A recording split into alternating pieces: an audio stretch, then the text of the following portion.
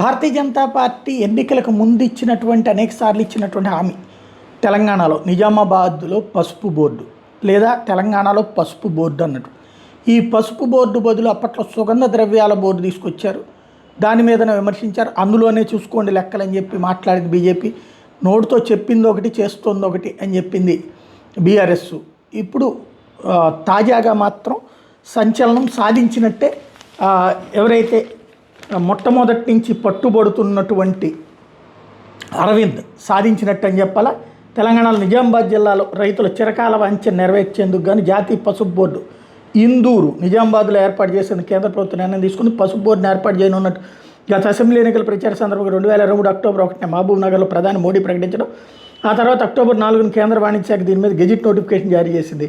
Board ప్రధాన కార్యాలయాన్ని ఎక్కడ ఏర్పాటు చేసేది అందులో పేర్కోలేదు. తాజాగా నిజామాబాద్లో బోర్డు ఏర్పాటు చేస్తున్నట్టు సోమవారం ప్రకటించింది. దానికి చైర్మన్గా నిజామాబాద్ జిల్లా ఆర్మూర్ మండలం అంకాపూర్ గ్రామానికి చెందిన బీజేపీ నాయకుడు పల్లె గంగారెడ్డిని కూడా నియమించింది. ఈ మేరకు కేంద్ర వాణిజ్య శాఖ ఉత్తర్వులు జారీ చేసింది. ఈయన 3 ఏళ్ల పాటు పదవిలో కొనసాగుతారు. గంగారెడ్డి ప్రస్తుతం బీజేపీ తెలంగాణ రాష్ట్ర కార్యదర్శిగా కూడా ఉన్నారు. ఇది భారతీయ జనతా పార్టీ తెలంగాణకి ఇచ్చినటువంటి అతిపెద్ద గిఫ్ట్, సంక్రాంతి గిఫ్ట్ అనాలి.